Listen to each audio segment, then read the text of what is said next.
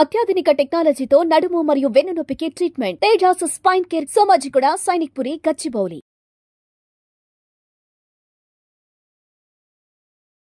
నమస్తే, welcome to Suman TV. So ఇవాళ రేపు మనం గమనించుకున్నట్లయితే ఎక్కువ శాతం మంది అంటే యంగ్స్టర్స్లో కూడా మోకాలు నొప్పులు అనే సమస్య ఎక్కువ అవుతూ వస్తుంది. ఇదేంటి ఇంత చిన్న వయసులోనే మోకాలు నొప్పులు ఏంటి, ముసలి వాళ్ళ మోకాలు నొప్పులను కంప్లైంట్ చేస్తున్నారేంటి అని అడుగుతూ ఉంటారు. ఎందుకు ఇంత చిన్న వయసులో మోకాలు నొప్పులు వస్తున్నాయి, మనం ఎలాంటి మిస్టేక్స్ చేస్తున్నాం మన డైలీ లైఫ్లో, వాటిని ఏ రకంగా కరెక్ట్ చేసుకోవాలి, అండ్ యోగాలో దీనికి ఎటువంటి ట్రీట్మెంట్ అందుబాటులో ఉంది, సో ఎలా మనం తగ్గించుకోవచ్చు, ఎటువంటి చిట్కాలు పాటించాల్సిన అవసరం ఉంటుంది. సో ఈ విషయాలన్నీ అడిగి తెలుసుకుందాం. మనతో పాటు ఉన్నారు యోగా మాత అరుణదేవి గారు.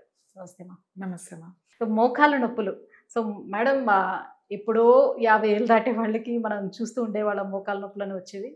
ఏజ్ పరంగా వస్తూ ఉంటాయి, అరుగుదల అనేది సహజం అని. కానీ ఇంత చిన్న ఏజ్లోనే అరుగుదల ఎలా వచ్చేస్తుంది? సో 30 దాటిన తర్వాత 30 సంవత్సరాల వాళ్ళు కూడా మోకాళ్ళ నొప్పులు స్టార్ట్ అయిపోతున్నాయి అంటున్నారు.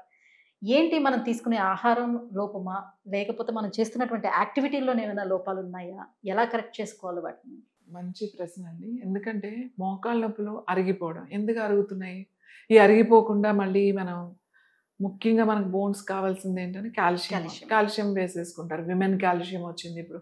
ఒక ఏజ్ మెనోపాజ్ స్టార్ట్ అయిపోతే కాల్షియం కూడా స్టార్ట్ చేసేయండి, ఎందుకంటే తొందరగా అరిగిపోతే మోకాళ్ళ నొప్పులు వస్తాయి కాబట్టి, డెఫిషియన్సీ ఉంది కాబట్టి. సో ఇవన్నీ కూడా ఎందుకు మీరు వస్తున్నాయి తొందరగా అంటే మనకి మినరల్ డెఫిషియన్సీ వస్తుంది. మినరల్స్ కావాలి. ఒక్క కాల్షియం ఉంటే మోకాళ్ళ నొప్పులు తగ్గిపోతాయో లేకపోతే అరిగిపోకుండా ఉంటాయి అనేది పొరపాటు.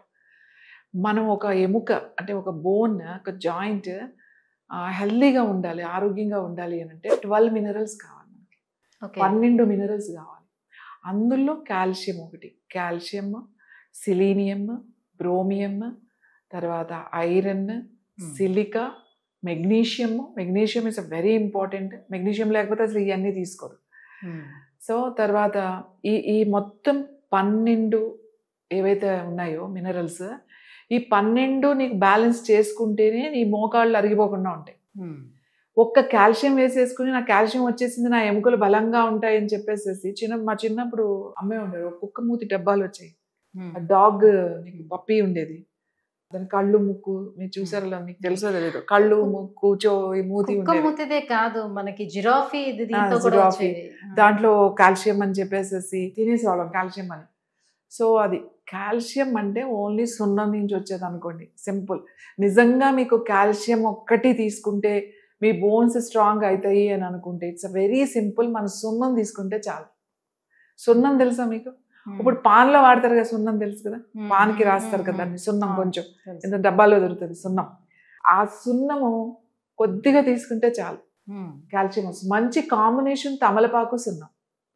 కానీ ఇంకా అందులో రకరకాలు కలుపుతున్నారు కాబట్టి అది ఇంకా ఒక అలవాటు అయిపోయి దానికి బానిస అవుతున్నారు కాబట్టి అది అసలు చెప్పడమే మానేశారు. అంటే ఆ సున్నం కొంచెం అధికమైనా కూడా నోరంతా కూడా పొక్కిపోతుంది. అంటే అంత ఇంతంతా తినకూడదు. సున్నం అంటే ఎంత నోరు పండడానికి ఏదో తమలపాకుకి ఆకుకి ఇలా రాస్తారు అంతే. ఎంత రాస్తారు ఇలా అంటారు అంతే. అదెంత ఇంతేసి కలుపుకుని తినేది కాదు సున్నం అంటే. అంటే నేను చెప్తున్నా, కాల్షియం టాబ్లెట్ దేని నుంచి వస్తుంది? కాల్షియం అంటే రాయి నుంచి వస్తుంది, లైమ్ స్టోన్ నుంచి తీసేది ఆ కాల్షియం అంతా. అది రాళ్ళు తయారవుతాయి కానీ మనకేం కాల్షియం రాదు. అంటే వేసుకున్న రోజులు బాగుంటుంది, తర్వాత పోతుంది. మనం ఏం చేయాలి అంటే మినరల్స్ ఎక్కడి నుంచి వస్తాయి? మనకి కూరగాయల నుంచి వస్తాయి. అన్ని వెజిటబుల్స్లో మినరల్స్ ఉంటాయి. బీరకాయ, సొరకాయ, బెండకాయ, దొండకాయ, ఆకుకూరలు అన్నిటిలో మనకి వెజిటబుల్స్ ఉంటాయి. ఎందుకు? పండినవి, భూమి నుంచి వచ్చినాయి. పండ్లో కన్నా కూరగాయల్లో మినరల్స్ ఎక్కువ ఉంటాయి. ఎక్కువ కూరగాయలు తినడం అలవాటు చేసుకోవాలి. ఎక్కువ పండ్లు తినకపోయినా పర్వాలేదు, ఏదో ఒక పండు సీజనల్గా ఒక ఫ్రూట్ తింటే సరిపోతుంది, కానీ కూరగాయలు ఎక్కువ తినడం అలవాటు చేసుకోవాలి. సో కూరగాయల్లో మనకి మినరల్స్ వస్తాయి. ఇంకా తొందరగా మినరల్ రావాలి. ఈ కూరగాయల్లో మినరల్స్ వస్తున్నాయి, బాగానే ఉంది, కానీ ఇది బాడీ అబ్జర్వ్ చేయాలి కదా. సో అందుకని మీకు బెస్ట్ ఈ మినరల్స్ రావడానికి కెలటిక్ సాల్ట్ అని ఒక సాల్ట్ ఉంది, CELITIC, కెలటిక్ సాల్ట్ అని మీరు గూగుల్లో వెళ్ళి కొడితే ఇది ఫ్రెంచ్ సాల్ట్. దీంట్లో 85 మినరల్స్ ఉంటాయి. అందులో మనకు కావాల్సిన 12 మినరల్స్ బోన్కి కావాల్సినతో కలిపి. అది ఒక ఫ్రెంచ్ కంట్రీలో ఒక ప్రాంతంలో ఒక ప్రాంతంలో మాత్రమే తయారు చేసే ఉప్పు. అది సాల్ట్ ఉప్పు, మామూలు ఉప్పే, చూడడానికి మీకు ఏమి ఉండదు, కొంచెం ఎక్స్పెన్సివ్ ఉంటుంది. కేజీ 6,000 అలా ఉంటుందన్నమాట. సో ఆ ఉప్పు అంటే వంటల్లో అది వాడవద్దు, అది అవసరం లేదు మనకి. జస్ట్ కొంచెం ఉప్పు, ఒక్క పలుకు వాటర్లో వేసుకున్నా, ఒక పలుకు ఇట్లా క్రిస్టల్గా ఉంటుంది, చిన్న పలుకు నాలుక మీద వేసుకోవాలి. నాలుక మీద వేసుకుంటే అది కరిగిపోతుంది నాలుక మీద ఏమట. అది ఏమవుతుందంటే సెల్ మెంబ్రేన్స్ సక్మని అబ్జర్వ్ చేస్తుంది. అది మెగ్నీషియం అట ఫస్ట్ వెళ్ళిపోతుంది మెగ్నీషియం. మనకి మెగ్నీషియం అనేది ఏంటంటే వాటర్ మాలిక్యూల్ అంటమాట. ఎప్పుడైతే మెగ్నీషియం దానికి సఫిషియెంట్గా సెల్కి వచ్చేసిందో అది న్యూట్రిషన్ని అబ్జర్వ్ చేస్తుంది. మొత్తం వాటర్ మాలిక్యూల్ అంటాం మెగ్నీషియం అనమాట. బాడీలో వాటర్ని కూడా చూడండి, కొంతమంది వాటర్ తాగుతూనే ఉంటారు, లీటర్లు తాగుతూ ఉంటారు, కానీ బాడీకి సెల్కి వాటర్ వెళ్ళదు. సో ఈ మెగ్నీషియం లోపం ఉండేటప్పుడు మిగతా న్యూట్రిషన్ ని అది అబ్జర్వ్ చేసుకోదు, బాడీ చేసుకోదు. కానీ ఈ సాల్ట్లో ఓన్లీ మెగ్నీషియం కాదు, 85 మినరల్స్ ఉన్నాయి. సో అది నాలుగు మీద పొద్దున్న ఒకటి, సాయంకాలం ఒకటి చిన్న పలుకు పెట్టుకోండి. సో నాలుగు మీద పెట్టుకోండి. అది కరిగిపోయిన తర్వాత ఒక గ్లాస్ నీళ్ళు తాగండి అంతే. కరిగిన తర్వాత ఒక గ్లాస్ నీళ్ళు తాగండి. ఈ కెల్టిక్ సాల్ట్ అనేది మీకు కావాల్సిన మినరల్స్ అన్నీ కూడా వస్తాయి. బోన్ స్ట్రాంగ్ అవుతుంది, మీకు తొందరగా అరిగిపోకుండా ఉంటుంది. ఇది నొప్పులు అయ్యి ఉన్న వాళ్ళు, అరిగిపోయింది ఆల్రెడీ అరిగిపోయింది అని చెప్పిన వాళ్ళు ఇది కొన్ని రోజులు వాడండి, కొన్ని నెలలు వాడండి, ఏం కాదు. ఎందుకంటే ఒక్క పలుకే కాబట్టి. సో తర్వాత ఏంటి అని అంటే అది వాడుతూ మీరు చేయాల్సింది ఏంటంటే, మనం ఇంతకు ముందు కూడా మాట్లాడుకున్నాం క్యాస్టర్ ఆయిల్. ఈ క్యాస్టర్ ఆయిల్ని ఏం చేయాలి అని అంటే, మీకు మెడికల్ షాప్లో దొరుకుతాయి సర్జికల్ కాటన్ రోల్స్ దొరుకుతాయి పెద్దవి. అది తెచ్చుకుని మీకు ఎంత కావాలో అంత ముక్క ఒకటి కట్ చేసుకోండి. ఒకటి కట్ చేసి ఈ క్యాస్టర్ ఆయిల్ ఏదైతే దాన్ని కొద్దిగా వేసుకోండి మొత్తం అంతా. దాన్ని యాజ్ ఇట్ ఈస్గా ఈ మోకాళ్ళకి ఇలా పెట్టేసేయండి. ఓకే, మీకు అంటుకుంటుందంటే కొంచెం పైన ప్లాస్టిక్ షీట్లా పెట్టుకుని ఇలా ఏదైనా క్లాత్ కట్టేసుకోండి. రాత్రి పడుకునేటప్పుడు పడుకుని పొద్దున్న తీయండి. అవి ఈ ఆముదాన్ని కూడా మనం వేడి చేయాల్సిన నెసిటీ ఏమి ఉండదా, డైరెక్ట్ గా అట్లా పెట్టుకోవచ్చు? అంటే ఆముదంలో రకరకాల ఆముదాలు ఉన్నాయి, కోల్డ్ ప్రెస్డ్ ఆముదాలు అని రకరకాలు ఉన్నాయి. సో అవి సరిగా పనిచేయకపోవచ్చు. ఇప్పుడు మేము ప్యూర్ ఒక ఆముదం అని క్యాస్టర్ ఆయిలే అంటే 90% అదే ఉంటుంది, మిగతాది వేరేది ఇస్తామంట. అది ఇంటర్నల్గా ఎక్స్టర్నల్గా కూడా యూజ్ చేయొచ్చు. సో ఆ ప్యాక్ వేసేసారు అంటే అలా వేసుకోండి ఒక 4 రోజులు. వారానికి ఒక 2 రోజులు వేయకపోయినా ఏం పర్వాలేదు. బట్ మోస్ట్లీ రాత్రి వేసేసుకుని పడుకుని పొద్దున్నే అది పక్కన పెట్టుకుని చక్కగా మళ్ళీ అదే నైట్ మళ్ళీ వేసుకోవచ్చు. ఒక్కసారి ఆ ప్యాక్ మీరు వారం రోజులు యూజ్ చేయొచ్చు, అదే వేసుకోవచ్చు అన్నమాట.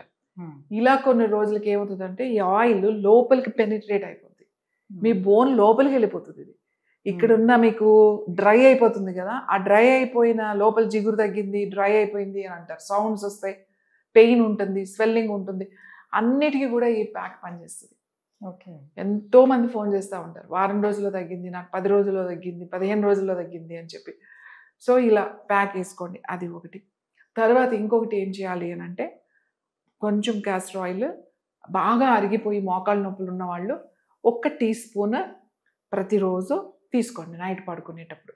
లేదా ఎర్లీ మార్నింగ్ పొద్దున్నే లేచేవాళ్ళు 4-5 లేచేవాళ్ళు ఉంటారు, అలా ఏమన్నా ఉంటే అప్పుడు తీసుకున్న పర్వాలేదు, లేదా నైట్ పడుకునేటప్పుడు తీసుకున్నా పర్వాలేదు. ఈ ప్యాక్తో పాటు లోపలికి కూడా తీసుకోండి. ఎందుకంటే గట్ అంతా కూడా డ్రై అయిపోతుంది కాబట్టి మన కొలోన్ కూడా డ్రైనెస్ మాయిశ్చరైజర్ అయ్యి ఈ నొప్పి కూడా మోకాళ్ళు అరిగిపోకుండా చేస్తుంది, నొప్పి కూడా తగ్గుతుంది. పైన వేసుకోవడం ఒకటి, 1 టీ స్పూన్ లోపలికి తీసుకోవడం ఒకటి. దీంతో పాటుగా ఈ ముద్ర చేయాలి, వాయు ముద్ర.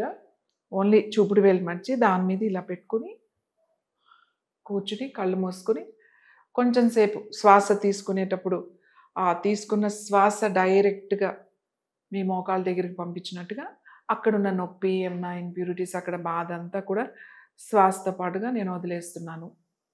తీసుకునేటప్పుడు ఎనర్జీ, ఆ ప్రాణశక్తిని, ఆ జీవశక్తిని, ఆ ఎనర్జీ అంతా నా శ్వాసతో పాటుగా తీసుకుని మీ 2 మోకాళ్ళకి, నా 2 మోకాళ్ళకి ఇస్తున్నాను.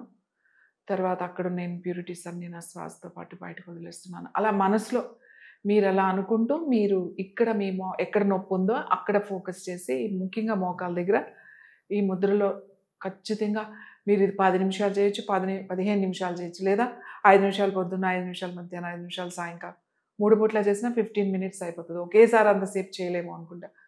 ఇలా చేసుకోండి. నీ స్ట్రెంథనింగ్ అనేది కొన్ని ఉంటాయి, ఆ నీ మిజిల్స్ స్ట్రెంథనింగ్ ఆసనాస్ ఉంటాయి, స్ట్రెంథనింగ్ థెరపటిక్ యోగాలో అవి కొన్ని చేసుకున్నారు అంటే మీ మోకాళ్ళ నొప్పుల్ని మీరు తగ్గించుకోవచ్చు, మీరు మేనేజ్ చేసుకోవచ్చు, సర్జరీస్ వరకు వెళ్లకుండా ఇంకా అరిగిపోకుండా చేసుకోవచ్చు.